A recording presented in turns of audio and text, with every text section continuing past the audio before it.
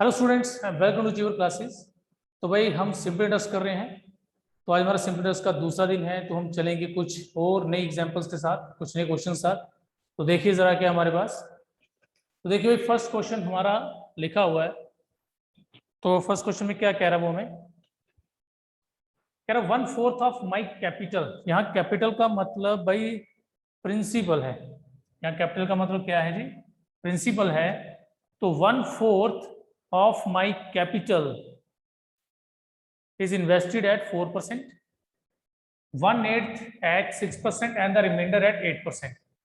If my annual income is rupees 270. अब देखिए annual income का यहाँ क्या मतलब है। Annual income means interest. देखो जैसे आपने 100 रुपीज जमा करवाए हैं, कोई बैंक आपको 10% इंटरेस्ट दे रहा है। इट मीन्स 10% वो अपनी तरफ से आपको दे रहा है, तो 10% जो है, जो भी मिलेगा आपको, वो आपकी इनकम होगी। तो इसका कहने का मतलब annual income means annual interest. साल का जो टोटल इंटरेस्ट मिल रहा है 270 है। तो आपको कैपिटल बताना है जी। क्या बताना है जी? टोटल कैपिटल बतानी है। तो भाई लेट कर लेते हैं। Let the capital be rupees P. मैं पी ही रख लेता हूं भाई। ठीक है, प्रिंसिपल इसको पी ही रख लेते हैं। तो 1/4 ऑफ कैपिटल कितना हो जाएगा जी? 1/4 पी।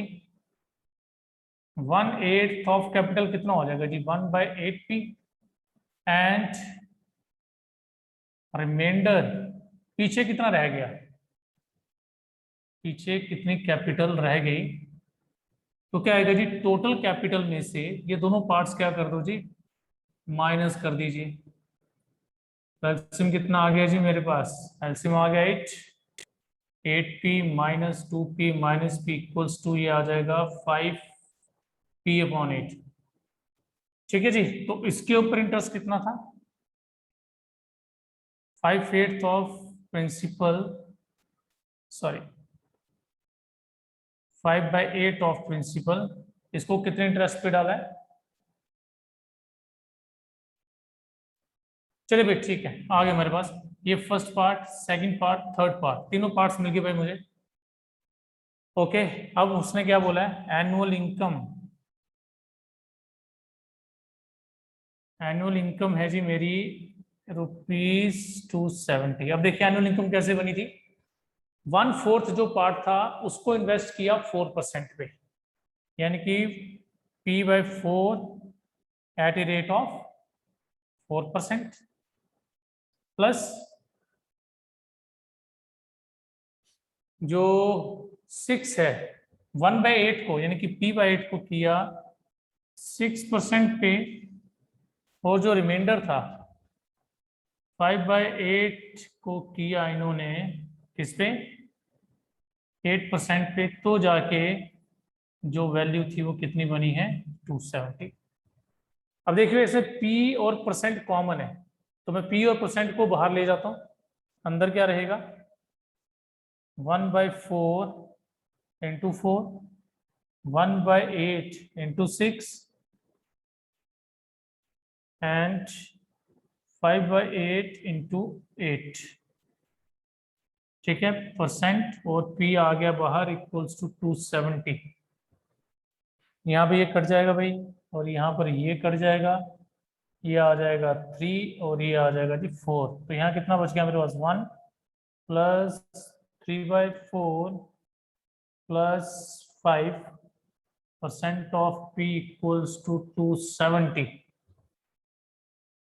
ठीक है जी। अब ये हो जाएगा, देखिए 5 and 1 6 हो गया। फिर 4 से करेंगे मल्टीप्लाई। मैं डायरेक्ट कर रहा हूं इसको, ध्यान से देख लीजिए। 5 और 1 6 हो जाएगा। 4 ज़ा 6 4 24 एंड 3 27। तो 27/4% ऑफ P इक्वल टू 270। और जब भाई आप इसे सॉल्व करेंगे तो आपको मिल जाएगा जो आपका प्रिंसिपल है वो कितना आ जाएगा जी? 4000। इसे सॉल्व करके आपका प्रिंसिपल 4000 आ जाएगा। ठीक है जी। ओके। तो ये रहा भाई इसको करने का मेथड, लेकिन थोड़ा सा लेंथी है। अब देखो इसको हम थोड़ा सा छोटा कर सकते हैं, ठीक है। जो कंडीशन हमने यहाँ बनाई है ना, हम डायरेक्ट वो कंडीशन तैयार कर सकते हैं। तो देखिए वो कंडीशन हम डायरेक्ट कैसे करेंगे।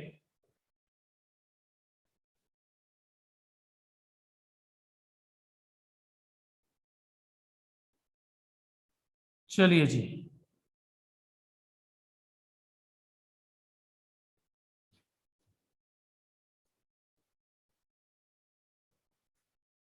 तो देखिए भाई डायरेक्ट कैसे करेंगे। 1/4 ऑफ प्रिंसिपल, देखिए जैसे मैंने प्रिंसिपल और परसेंट कॉमन निकाला था, वो मैं बाहर ही रखूंगा। 1/4 जो था, 1/4 को इन्वेस्ट किया 4% पे, प्लस 1/8 को किया 6% पे, एंड रिमाइंडर, तो रिमाइंडर हमारा आएगा जी 5/8, ठीक है। आप टोटल 1 मान लेना ना, देखो ये कैसे आएगा, इसको आप ऐसे मान लो, टोटल 1 है, उसमें से 1/4 भी गया एंड 1/8 भी गया, ठीक है। 1/4 भी निकाल दो, 1/8 भी निकाल दो, टोटल मैंने मान लिया 1, तो आपको रिमाइंडर पता चल जाएगा 5/8, ठीक है जी। तो 5/8 को किस पे कर रहे हैं जी, 8% पे, ठीक है। तो इतना percent of P equals to 270। तो बस जी, आगे क्या किया वो आपको पता है, विद इन 3 लाइन्स ये क्वेश्चन खत्म हो जाएगा आपका। ओके, तो शॉर्ट फॉर्म में हम इसको ऐसे कर सकते हैं। चलिए जी, बढ़ते हैं आगे सेकंड क्वेश्चन की तरफ।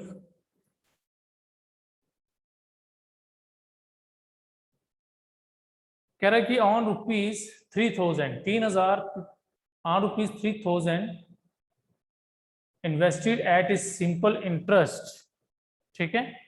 कह रहे 3000 पे जो इन्वेस्ट किया गया है सिंपल इंटरेस्ट के हिसाब से 6% इंटरेस्ट पड़ रहा है, 900 इज ऑब्टेन्ड एज इंटरेस्ट, 900 हमारे पास इंटरेस्ट है। अब कह रहे in order to earn 1600 as interest, कह रहे 1600 इंटरेस्ट चाहिए 4000 पे उतने ही सालों में जितने साल यहां पर हैं। तो बताओ सेकंड केस में रेट क्या होगा। देखिए भाई फर्स्ट क्वेश्चन जो फर्स्ट केस है इसमें, उसमें कह रहा है कि आपने 3000 जमा करवाया एट ए रेट ऑफ 6%, उसके लिए आपको 900 इंटरेस्ट मिल रहा है, कितने सालों के लिए वो में नहीं पता। और दूसरे केस में कह रहा है कि 4000 पे मुझे 1600 इंटरेस्ट चाहिए उतने ही ईयर्स में जितने ईयर्स यहां पर हैं। तो बताओ सेकंड केस का रेट ऑफ इंटरेस्ट कितना रखना पड़ेगा। तो इसका मतलब ये हुआ कि फर्स्ट केस में पहले हमें टाइम निकालना पड़ेगा और वही टाइम हमें यूज करना पड़ेगा इन केस ऑफ सेकंड, क्योंकि आपको फर्स्ट केस में क्या दिया है, प्रिंसिपल दिया है, इंटरेस्ट दिया है, रेट दिया है। तो टाइम का फॉर्मूला आपको पता है, टाइम का फॉर्मूला क्या आएगा, interest into 100 upon P into R. तो इसको यूज करके आप क्या निकाल सकते हैं भाई, टाइम निकाल सकते हैं। तो देख लीजिए टाइम कितना आएगा, ये हमारा केस फर्स्ट है, इंटरेस्ट कितना आ गया 900, ठीक है, इंटू 100, प्रिंसिपल कितना है जी 3000, रेट ऑफ इंटरेस्ट 6%, ठीक है। ये जीरोस और ये कट गया, ये 6 18,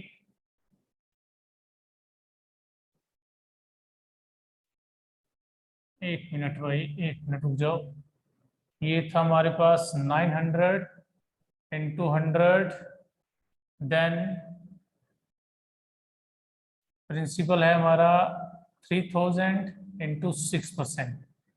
तो भाई ये 3 जीरो कट गए, 6 इज 18, 5 इज 90, तो टाइम आ गया जी 5 ईयर्स। अब यही टाइम आप केस सेकंड में यूज कीजिए और डायरेक्ट रेट निकाल दीजिए। रेट क्या है, रेट का फॉर्मूला ये आएगा, इंटरेस्ट कितना हमारे पास, इंटरेस्ट 1600 है, टाइम कितना है, टाइम इसमें हमारे पास 5 साल है, प्रिंसिपल इज 4000, ठीक है जी। सेम वैसे ही होगा इसमें, 2 जीरो ये और एक ये कट गया, 4 5 20 और 20 से इसको काटा तो 8, तो रेट ऑफ इंटरेस्ट हमारा कितना आ गया 8% आ गया भाई, ठीक है। चलिए जी, अब बढ़ते हैं हम भाई, हम अपने नेक्स्ट क्वेश्चन की तरफ।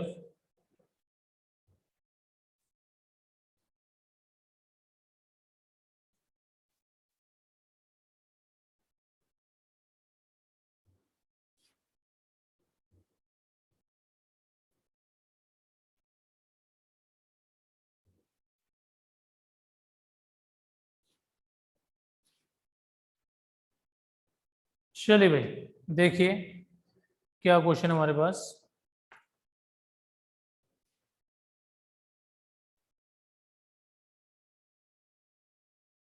This simple interest on a sum of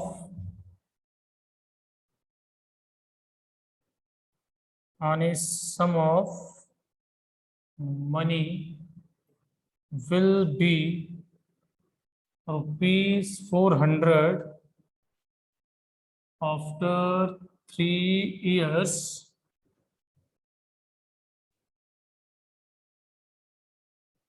in the next 5 years.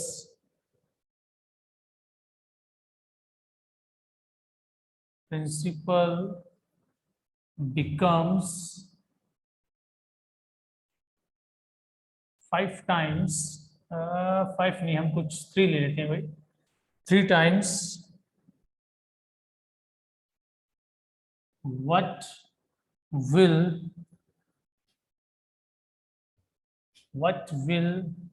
be the total interest obtained after 8 years। तो देखिए भाई क्या कह रहा है वो।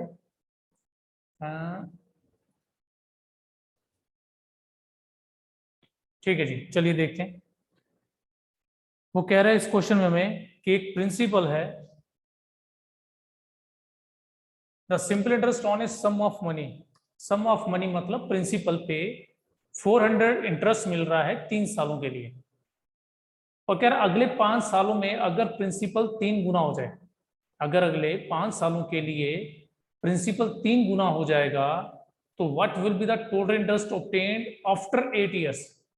तो भाई 8 सालों के बाद, 3 साल ये हो गए पहले वाले, 5 साल ये हो गए, तो 8 सालों के बाद आपको कितना इंटरेस्ट मिलने वाला है। ठीक है, तो देखिए भाई सोल्यूशन देखिए इसका। तो भाई केस फर्स्ट ले रहे हैं। ठीक है,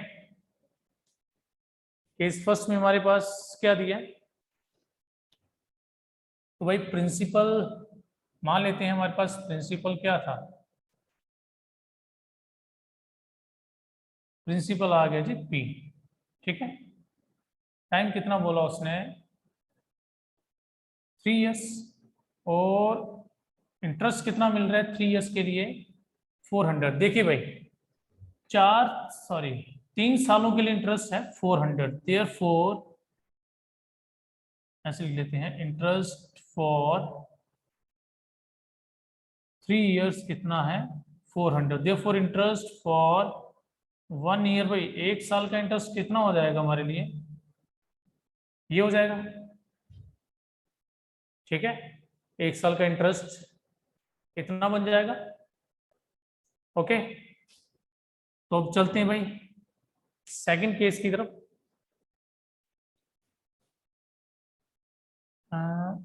केस सेकंड, तो देखिए भाई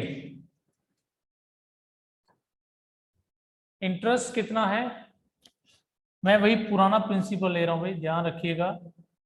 इस पुराने प्रिंसिपल पे इंटरेस्ट फॉर 1 year, 1 साल का इंटरेस्ट कितना आ रहा है, 1 साल का इंटरेस्ट आ रहा है 400/3। लेकिन केस सेकंड में मुझे क्या चाहिए, 5 years। तो इंटरेस्ट फॉर 5 years कितना आ जाएगा, 400/3 इंटू 5 कितना हो गया जी, 2000। ठीक है, सॉरी 2000/3 भी आएगा। भाई ध्यान से देखिए इसको, क्या मेरे पास फर्स्ट केस था कि एक प्रिंसिपल है 3 सालों में 400 इंटरेस्ट दे रहा है, तो मैंने देखा 1 साल में कितना इंटरेस्ट दे, तो वही प्रिंसिपल जो 1 साल के लिए 400/3 प्रिंसिपल सॉरी इंटरेस्ट दे रहा है, तो 5 सालों में इतना देगा। लेकिन दूसरे केस में कंडीशन थोड़ी सी चेंज हो गई है, उसने क्या बोला, प्रिंसिपल कितना हो गया 3 times, यानी कि प्रिंसिपल पी नहीं है, प्रिंसिपल अब 3p हो गया। 3p मतलब 3 गुना बढ़ गया। तो प्रिंसिपल अगर 3 गुना बढ़ेगा तो भाई ये भी तो 3 गुना बढ़ेगा ना। अगर ये 3 गुना मतलब इंटू 3 करेंगे, जिस तरह प्रिंसिपल इंटू 3 3 गुना बढ़ गया, तो इंटरेस्ट भी 3 गुना जब बढ़ेगा तो कितना बन जाएगा? It becomes 2000। इट बिकम्स 2000 भाई, ठीक है ना? प्रिंसिपल अगर 3 गुना बढ़ रहा है तो इंटरेस्ट भी तो 3 गुना बढ़ेगा, तो इंटरेस्ट 3 गुना बढ़ के क्या हो जाएगा? 2000 आ जाएगा। तो 10 इंटरेस्ट आफ्टर 8 ईयर्स, तो 8 साल के बाद कितना इंटरेस्ट मिलने वाला है? देखिए भाई, 3 सालों का जो इंटरेस्ट मिल रहा है वो वही रहेगा आपका 400। पहले 3 सालों के लिए 400 ही मिलेगा, लेकिन जो अगले 5 साल है उनके लिए आपको मिलेगा 2000। तो टोटल हो गया जी 2400 आपका इंटरेस्ट। ठीक है जी, ओके। चलिए जी, बढ़ते हैं भाई नेक्स्ट टाइप की तरफ। तो भाई इस टाइप का क्वेश्चन जब भी आए तो उसमें हमेशा याद रखना, आपको पहले 1 ईयर के लिए निकालना है, ठीक है? हाँ, अगर हो सकता है टाइम के बजाय आपको रेट दे दें, तो फिर आपने देखना है, अगर सपोज करो 3% पे इतना है, 1% पे कितना मिलेगा, फिर आगे जितना परसेंट बोला होगा उसके हिसाब से कर सकते हो। लेकिन याद रखना, पहले आपको 1 यूनिट की वैल्यू चाहिए, फिर चाहे वो 1 साल हो, चाहे 1% हो। तो सेम इसी मेथड से कर सकते हैं आप इसको। चलिए जी, बढ़ते हैं आगे नेक्स्ट टाइप की तरफ।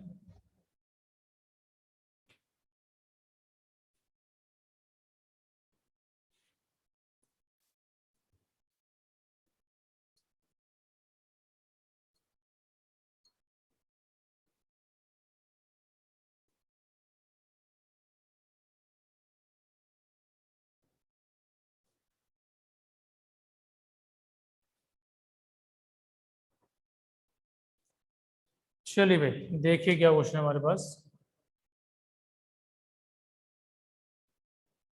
That is simple interest,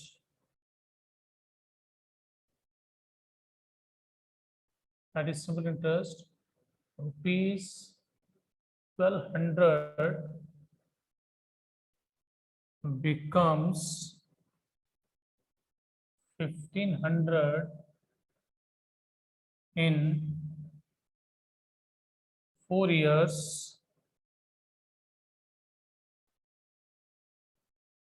if the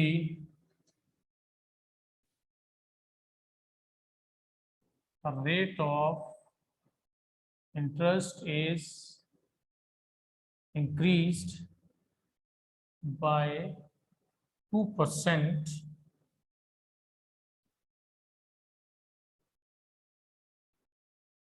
how much would 1200 becomes in 6 years? ठीक है जी, तो देखिए भाई क्वेश्चन क्या है हमारे पास। Correct, simple interest rupees 1200, simple interest के हिसाब से रुपीज 1200 बिकम्स 1500 4 ईयर्स में, ठीक है? 1200 1500 बन जाता है 4 सालों में। तो बताइए, अगर रेट ऑफ इंटरेस्ट 2% बढ़ जाए तो 1200 6 सालों में कितना बन जाएगा? 1200 6 सालों में कितना बन जाएगा? चलिए जी, अब इसमें दो केस है भाई। तो पहले हम क्या करते हैं, नॉर्मल रेट पे निकालते हैं कि अगर पुराना वाला रेट ही होता तो उसके हिसाब से 6 सालों में क्या मिलता।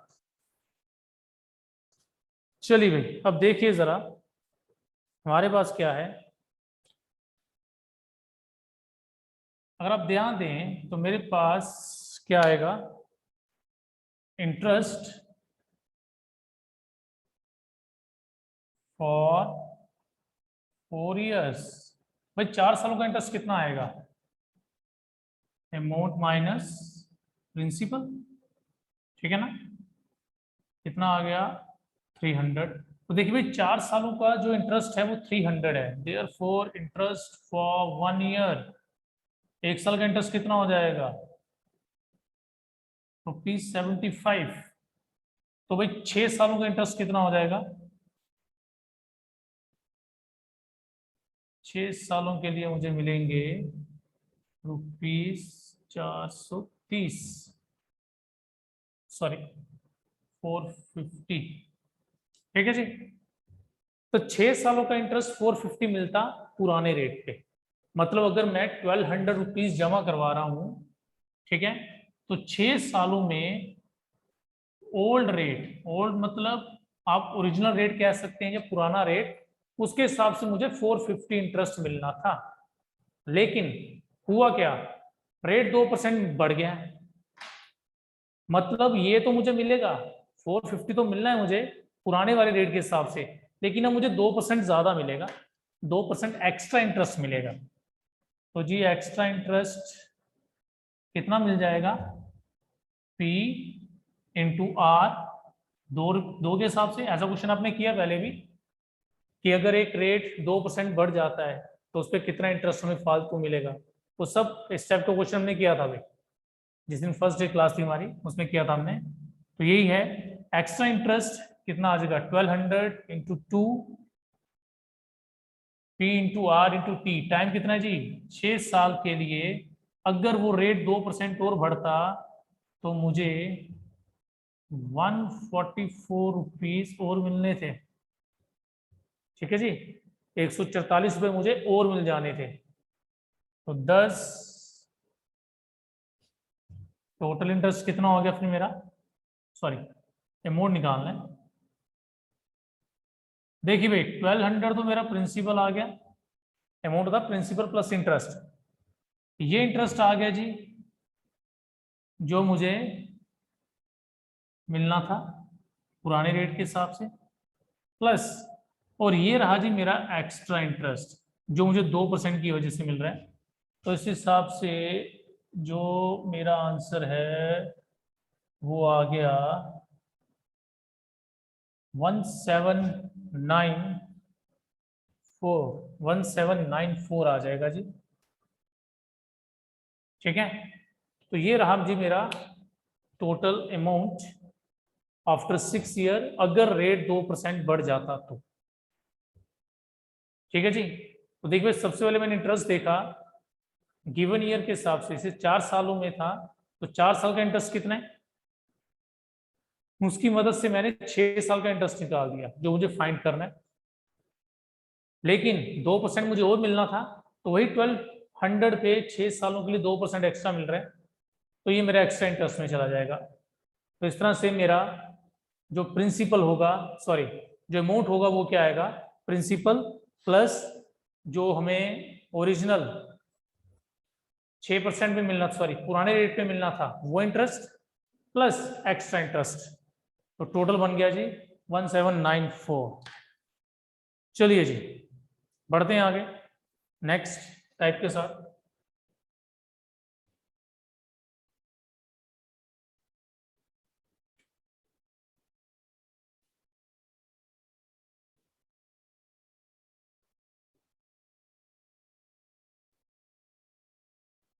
चलिए भाई देखिए जरा नेक्स्ट क्वेश्चन के लिए भाई पहले हम टाइप समझ लेते हैं किस टाइप के क्वेश्चन है, फिर उसके बाद आगे बढ़ते हैं। अच्छा भाई सपोज कीजिए कोई एक प्रिंसिपल है, एक प्रिंसिपल आप कहीं जमा करवा रहे हैं, ठीक है, तो आफ्टर T1 years, कुछ भी साल हैं, it becomes amount 1 and after T2 years it becomes amount 2। मतलब आपने कुछ प्रिंसिपल है, हमें नहीं पता कितना है, तो आपने उसको कुछ सालों के लिए जमा करवाया, डिपॉजिट करवा दिया, और बाद में आपको जो अमाउंट मिल रहा है वो A1 है। तो अगर वही प्रिंसिपल आप T2 years के लिए जमा करवाते तो आपको अमाउंट ये मिलना था। अगर T1 के लिए जमा करवाओगे तो अमाउंट 1 मिलेगा, T2 के लिए करवाओगे तो अमाउंट 2 मिलेगा। तो अब आप बताइए कि प्रिंसिपल क्या होगा। ठीक है, अब आपको क्या बताना है कि प्रिंसिपल क्या होगा। तो देखिए इसमें कुछ नहीं करना आपने, आप इसको डायरेक्ट क्रॉस मल्टीप्लाई कर दीजिए भाई यहीं पे ऐसे और ऐसे। तो क्या आ गया जी, amount 2 time 1 minus amount 1 time 2 upon time 2 minus time 1 और बाहर में लगा रहा हूँ जी मॉड। मॉड मीन्स आपको इसकी एब्सोल्यूट वैल्यू लेनी है, मतलब पॉजिटिव वैल्यू। अगर अंदर माइनस में वैल्यू आ रही है उसको प्लस कर दीजिए, ठीक है। क्योंकि कई बार बच्चे कंफ्यूज हो जाते हैं कि A2 T1 पहले आएगा या A1 T2 आएगा। कोई प्रॉब्लम नहीं है, जैसा मर्जी कीजिए, बट याद रखना अगर अमाउंट 2 है तो टाइम 1 यूज करना है, अगर अमाउंट 1 है तो टाइम आप 2 यूज करोगे, ठीक है जी। तो इसको यूज करके आपका क्या निकल जाएगा, प्रिंसिपल निकल जाएगा। ओके, सेम इसी तरह अगर इसी केस में वो आपको बोलता जी रेट निकालिए, रेट ऑफ इंटरेस्ट निकालना है, तो हमारा फॉर्मूला क्या रहता, तब हमारा फॉर्मूला बनता है जी इस तरह से, अमाउंट 2 माइनस अमाउंट 1, नीचे वही amount 2 time 1 minus amount 1 time 2 into 100%। तो ये हमारा भाई रेट निकालने का फॉर्मूला आ जाता, ठीक है जी। अगर प्रिंसिपल निकालना है तो हम ये फॉर्मूला यूज करेंगे, और अगर रेट निकालना है तो हम ये फॉर्मूला यूज कर लेंगे। ओके, चलिए भाई, ये तो हो गया कि अगर टाइम दिया होता। सपोज करो अगर रेट है,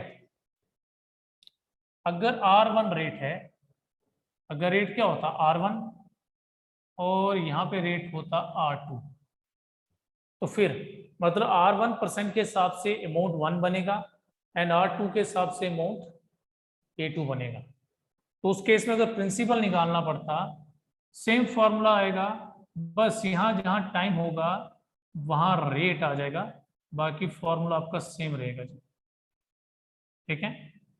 और अगर टाइम निकालना पड़ा तो सेम रहेगा, सिर्फ रेट की टाइम की जगह रेट आ जाएगा और यहाँ आएगा इनटू 100 ईयर्स, ठीक है जी। तो भाई ये फॉर्मूले यूज करके आप इन दोनों में से कोई भी टाइप का क्वेश्चन आए तो आप उसे सॉल्व कर सकते हैं, ठीक है जी। तो चलिए भाई फिर एक एग्जांपल लेते हैं, क्वेश्चन करते हैं जरा एक solve.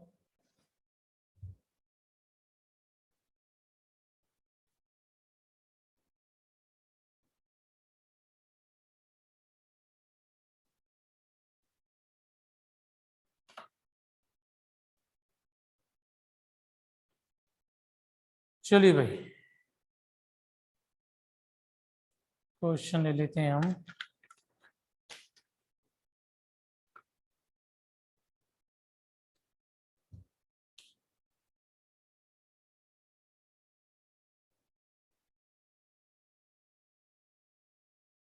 is sum of money lent out at simple interest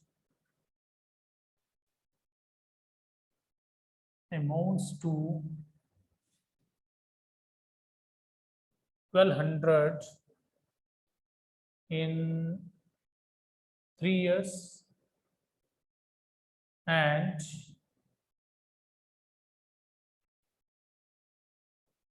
mm, and 1500 in 5 years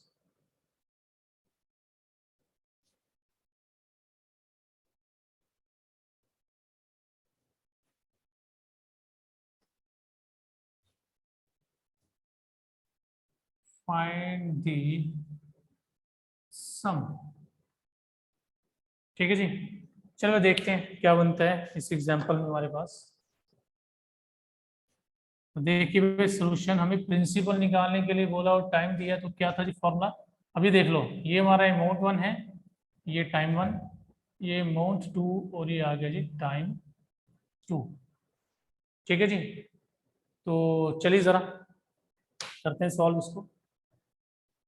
तो डायरेक्ट प्रिंसिपल निकालने को बोला है, तो क्या फॉर्मूला था जी हमारा, amount 2 time 1 minus amount 1 time 2 लिख सकते हैं कुछ भी भाई। अगर ये दाएं बाएं हो जाए तो कोई प्रॉब्लम नहीं है, तो ये आ जाएगा आपका amount 2 sorry time 2 minus time 1, mod में लिख लेंगे इसको। तो भाई अमाउंट 2 कितना है जी, अमाउंट 2 इज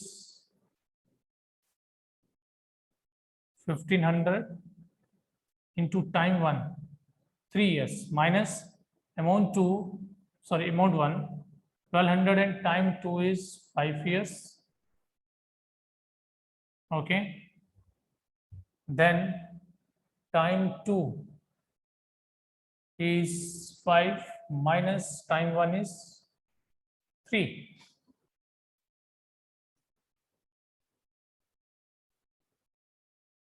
चलिए भाई देखिए क्या आएगा. It becomes 15,000 sorry 45,000. It becomes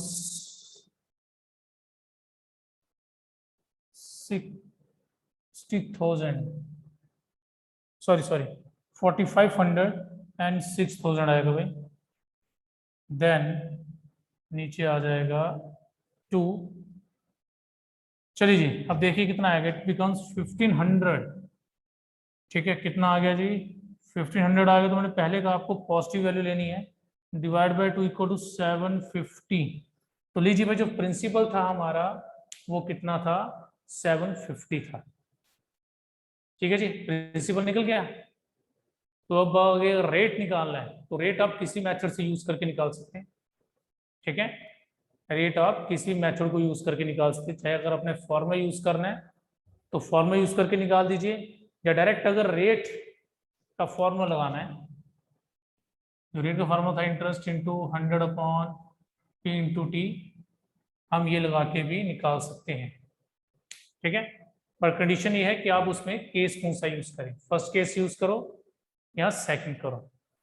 ठीक है, अगर आपको ये फॉर्मूला यूज करके निकालना है रेट तो फर्स्ट केस लो या सेकंड केस, दोनों में से कोई एक केस ले लीजिए. प्रिंसिपल आपका सेम यही रहेगा. ठीक है, तो प्रिंसिपल सपोज करो अगर ये केस लेते हो तो प्रिंसिपल है आपके पास और अमाउंट है, तो यहाँ से इंटरेस्ट निकल जाएगा. तो उसको यूज करके आप रेट ऑफ इंटरेस्ट निकाल सकते हैं. लेकिन अगर आपने फॉर्मूला यूज करके करना है तो देखिए फॉर्मूला यूज करके कैसे होगा. जो मैंने अभी स्पेशली इसके लिए फॉर्मूला लिखवाया था रेट का, उसमें था हमारे पास अमाउंट 2 माइनस अमाउंट 1 और नीचे था हमारे पास amount 2 time 1 minus amount 1 time 2. ठीक है, इंटू 100%.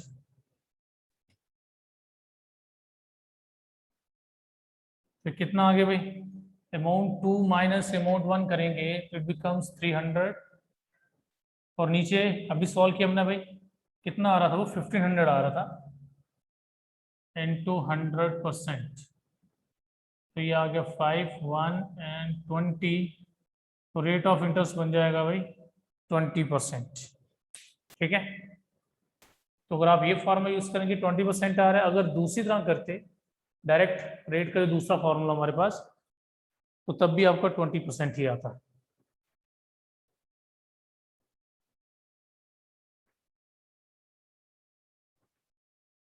चलिए भाई बढ़ते हैं नेक्स्ट एग्जांपल के साथ.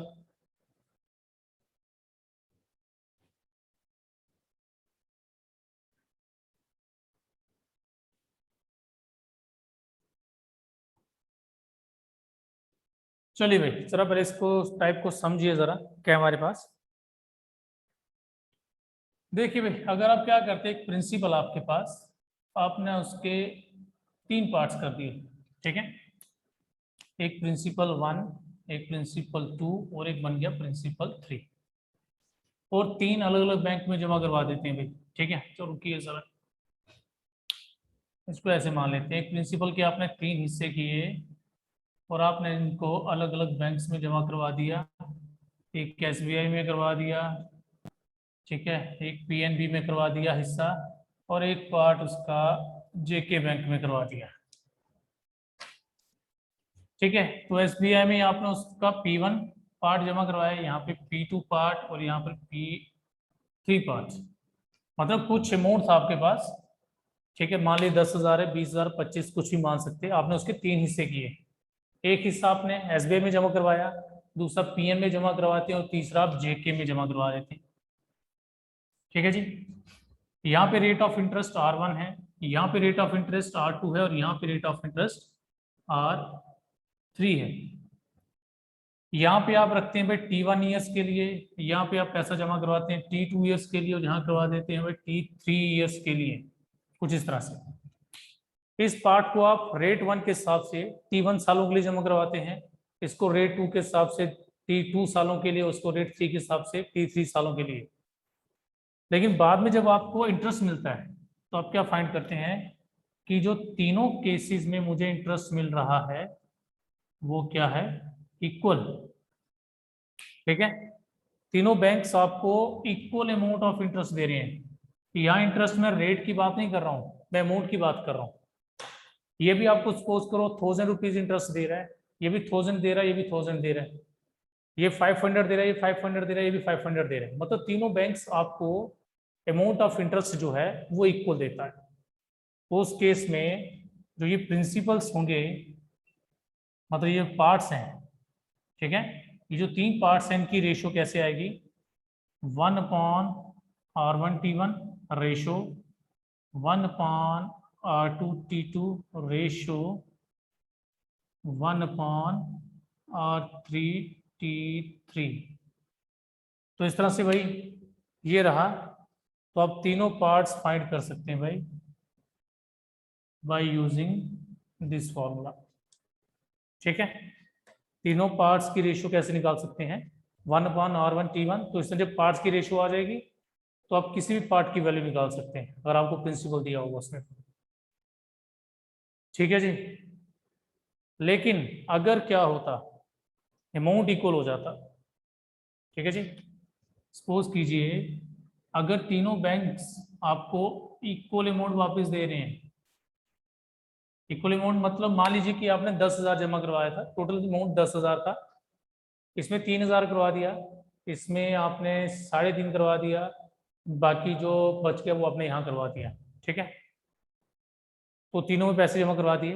लेकिन जब अमाउंट लेने गए तो तीनों बैंक आपको क्या कर रहे हैं, ये भी 5,000 दे रहा है, वो भी 5,000 दे रहा है, वो भी 5,000 दे रहा है, मतलब आपका अमाउंट इक्वल आ रहा है।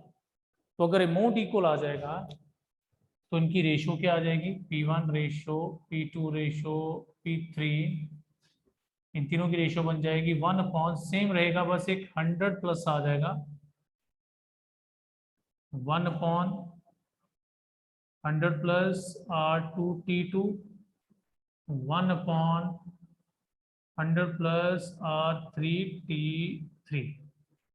ठीक है जी, तो ये इस तरह से बन जाएगा आपका 1/100 plus R1T1, 1 1/100 plus R2T2 ratio 1/100 plus R3T3। तो इस तरह से अब ये फॉर्मूला यूज करके तीनों पार्ट्स की वैल्यू, 3 पार्ट्स हों, 2 पार्ट्स हों, 4 पार्ट्स हों, बस यही फॉर्मूलाज यूज करके आप सॉल्व कर सकते हैं क्वेश्चन को। ठीक है जी, तो चलिए अब एक एग्जांपल लेते हैं, ट्राई करते हैं जरा उसे।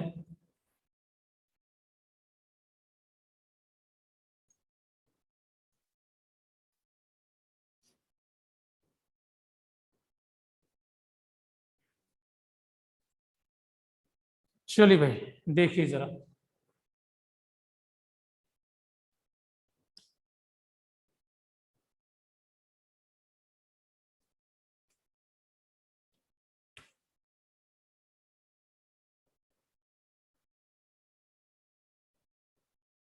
a sum of ₹1521 is lent out into 2 parts in such a way,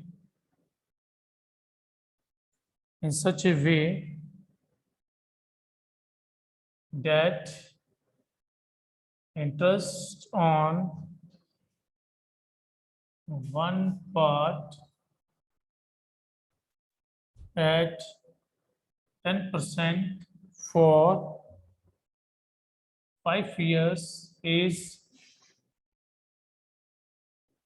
equals to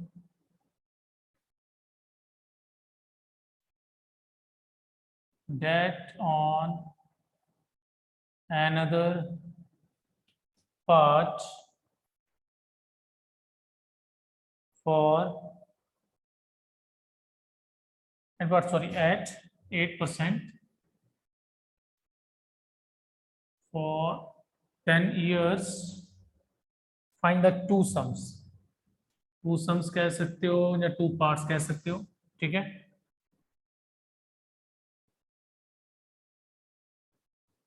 ठीक है भाई, तो देखिए जरा क्या है हमारे पास।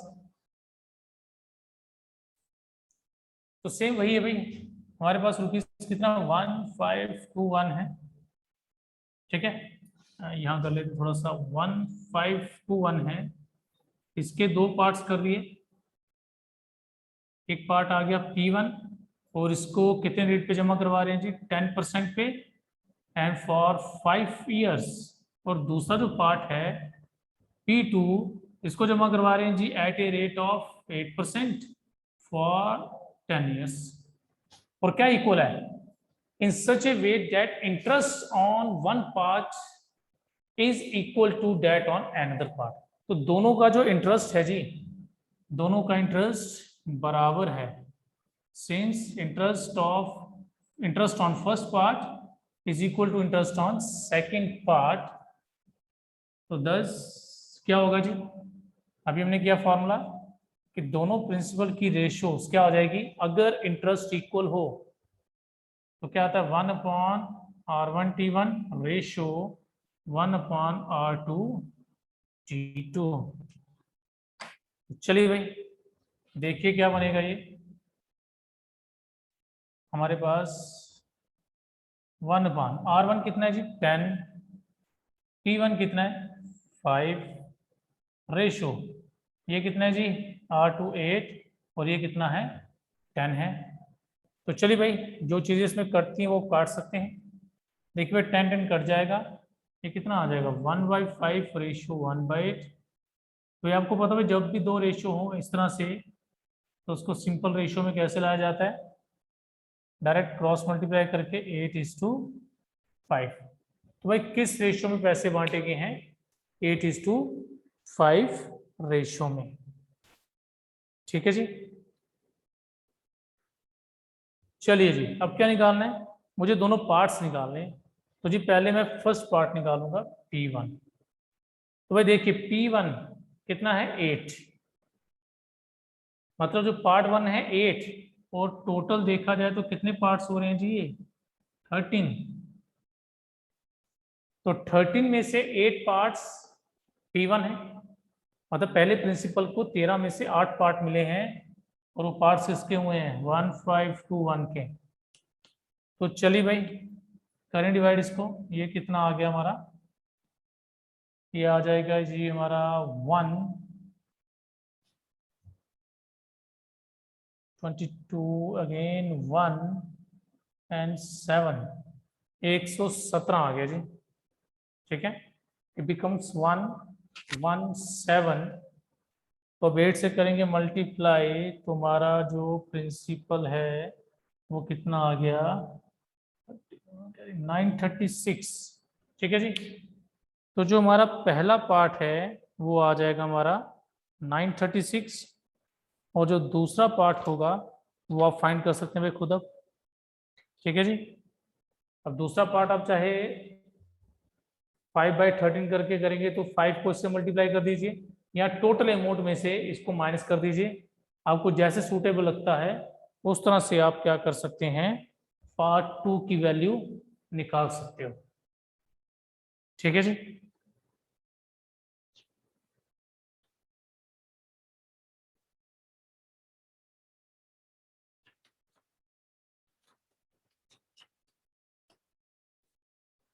चलिए जी एक आखिरी क्वेश्चन है हमारा, वो देख लीजिए जरा।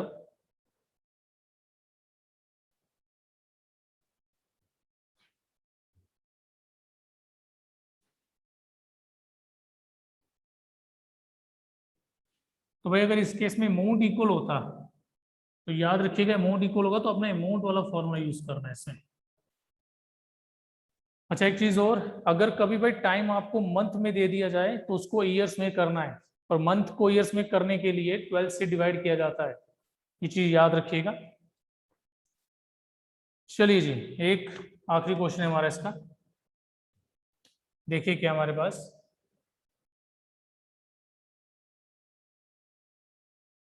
What annual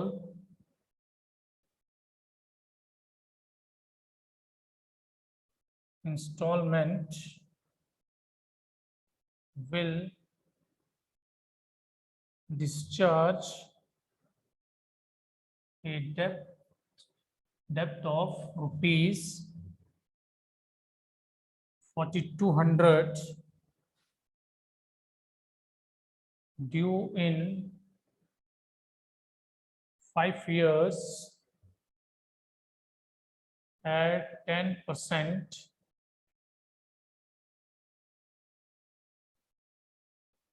simple interest. तो देखिए भाई, कह रहे कि व्हाट एनुअल इंस्टॉलमेंट कितनी हो ताकि आप डेप्थ, मतलब जैसे आप इंस्टॉलमेंट में कोई चीज ले रहे हैं, ठीक है, अब इंस्टॉलमेंट में क्या होते हैं, इकट्ठे पैसे तो हम देते नहीं है, हम उसको इंस्टॉलमेंट देते हैं, फर्स्ट इंस्टॉलमेंट देते हैं, फिर नेक्स्ट ईयर हम सेकंड इंस्टॉलमेंट, तो इस तरह से प्रोसेस चलता है। तो टोटल जो अमाउंट पे किया गया इट इज 4200। ये इंस्टॉलमेंट को मतलब इंस्टॉलमेंट प्लस क्या है, इंटरेस्ट। जैसे तो आजकल होता है कि आपको भाई 0% इंटरेस्ट लगेगा इंस्टॉलमेंट पे, लेकिन इस क्वेश्चन में ऐसा नहीं है।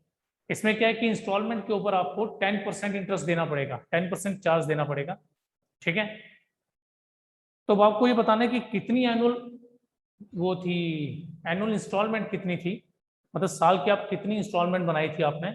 या सपोज करो आपने 3000 देना है, आपने 3000 की कोई चीज ली है, तो उसके लिए इंस्टॉलमेंट आप बोलते सर 3 साल में मैं पे करूंगा हर साल 1000, लेकिन फिर वो आपको बताते हैं सर हम आपसे ना इंटरेस्ट भी लेंगे। तो 3000 तो भाई आपने देना देना है इंस्टॉलमेंट के हिसाब से, लेकिन उस इंस्टॉलमेंट के ऊपर 10% का इंटरेस्ट हर ईयर बढ़ता जाएगा, तो उस हिसाब से अमाउंट हमारा अलग हो जाता है। जो टोटल अमाउंट हमने 3000 के बजाय हमें ज्यादा देना पड़ता है, क्यों, क्योंकि हमें उसके ऊपर एक्स्ट्रा इंटरेस्ट लग रहा है या चार्ज लग रहा है, जो भी है कुछ उस तरह से। तो देखिए इसका सोल्यूशन में क्या मानते हैं, let the annual instalment be ₹X। तो मान लेते हैं जी ₹X इंस्टॉलमेंट रखी गई, मतलब ₹X मैं हर ईयर देना देना है, प्लस क्या दूंगा 10% इंटरेस्ट भी देना पड़ेगा मुझे, ओके। तो देखिए भाई 5 साल है, इट मीन मैं उस इंस्टॉलमेंट के 5 हिस्से बनाऊंगा, मतलब मुझे 5 बार X रुपीज देने हैं, उसके अलावा जो भी इंटरेस्ट बनेगा बाकी इंस्टॉलमेंट के ऊपर मुझे वो भी देना है। ध्यान से सुनिएगा, बाकी इंस्टॉलमेंट पे जो भी अमाउंट बनेगा मुझे वो भी देना है। अब देखिए किस तरह से, तो भाई ये फर्स्ट ईयर की बात कर रहा हूं मैं। देखिए फर्स्ट ईयर में क्या होगा, जब पहला साल है, मतलब सिंपल सी बात, अभी मैंने खरीदा है तो मैं क्या करने वाला हूं, मैं उनको फर्स्ट इंस्टॉलमेंट दूंगा, प्लस पीछे बचा है मेरे पास 4 साल की इंस्टॉलमेंट, X रुपीज मैंने 4 साल और देने हैं। ध्यान से सुनिए, ये X तो मैं दे रहा हूं इंस्टॉलमेंट, बाकी 4 साल मुझे और X इंस्टॉलमेंट देनी है, जिसके ऊपर मुझे 10% इंटरेस्ट लग रहा है, ठीक है जी। तो ये कितना आ जाएगा, ये कट गया, it becomes x plus 4x/10, it becomes 14/10x। ये 14/10x आ गया जी, मतलब ये मेरा क्या है, फर्स्ट ईयर का जो चार्ज होगा वो इंस्टॉलमेंट प्लस जो रेट ऑफ इंटरेस्ट मुझे पड़ रहा है उन इंस्टॉलमेंट्स के ऊपर। फिर क्या होगा जी, सेकंड ईयर दूसरे साल में दोबारा x दूंगा, प्लस अब अभी भी मुझे x इंस्टॉलमेंट 3 साल और देनी है, ठीक है, 3 साल अभी और देनी है एट ए रेट ऑफ 10%। तो भाई इसे सॉल्व करके आ जाएगा 13x/10। इसी तरह भाई जब थर्ड ईयर आएगा, थर्ड ईयर में क्या आएगा, x तो मुझे देना है, और अभी x 2 साल और देने वाला हूं, उसके हिसाब से बन जाएगा मेरे पास 12x/10।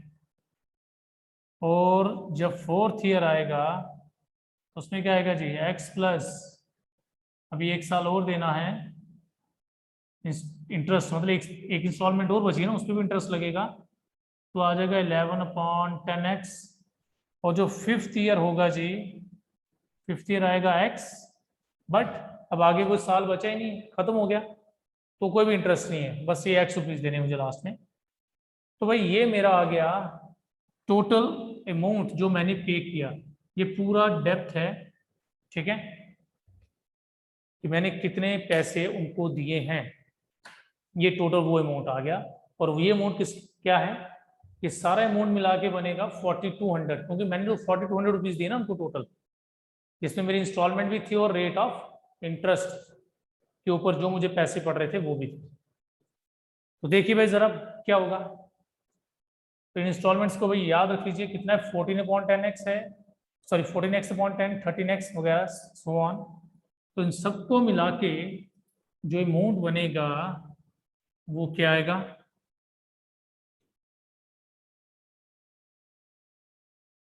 तो क्या क्या अमाउंट था जी, अमाउंट था हमारे पास 14x/10 plus 13x/10 plus 12x/10 plus 11x/10 plus x equal to 4200 देना जी मुझे। तो चलिए भी एलसीएम लेते हैं, एलसीएम आ जाएगा जी 10 इक्वल्स टू 4200, तो ये आएगा जी 14x plus 13x plus 12x plus 11x plus 22 के जी कुछ तो 1 होगा ना, तो यहाँ पे 10x आ जाएगा फिर। चलिए भाई कीजिए, ये कितना आ रहा हमारे पास, ये आ गया जी हमारे पास 24 बन रहा है, 24 बनेगा एंड 12 बनेगा, ये बन गया जी हमारे पास 60x/10 4200। तो x इक्वल टू आ जाएगा 4200 10/60 7, तो देयरफॉर जी x आ गया जी 700, ठीक है। तो इंस्टॉलमेंट कितनी आ गई भाई, 700 इंस्टॉलमेंट थी मेरी, ठीक है, मतलब हर साल मुझे 700 इंस्टॉलमेंट देनी थी, उसके अलावा एक्स्ट्रा अमाउंट जो भी होगा वो दिया। अच्छा देखो, अगर इसमें आपको पूछ लेता कि आपको जो इंटरेस्ट कितना देना पड़ा, ये तो इंस्टॉलमेंट 700 है ना, अगर वो पूछ लेता इंटरेस्ट कितना दिया आपने, वह इंटरेस्ट पेड कैसे निकालते, देखो 4200 माइनस 700 इंस्टॉलमेंट थी और ये 5 साल की इंस्टॉलमेंट बनाई थी जी आपने, ठीक है, तो उसके हिसाब से ये बन गया 4200 माइनस 3500, तो भाई 700 रुपीज आपका क्या है इंटरेस्ट पेड, जो आपने इंटरेस्ट दिया है वो 700 रुपीज है, ओके, 700 रुपीज क्या है आपका इंटरेस्ट आ गया, जो आपने मतलब एक्स्ट्रा पैसे जो आपको पे करने पड़े, ठीक है जी। तो चलिए भाई, तो ये रहा भाई हमारा सिंपल इंटरेस्ट, इसमें जो जो भी टाइप्स थी वो हमने सब कर लिए, तो बाकी आप ट्राई कीजिएगा। ओके भाई, मिलते हैं कल, जय हिंद एंड थैंक यू।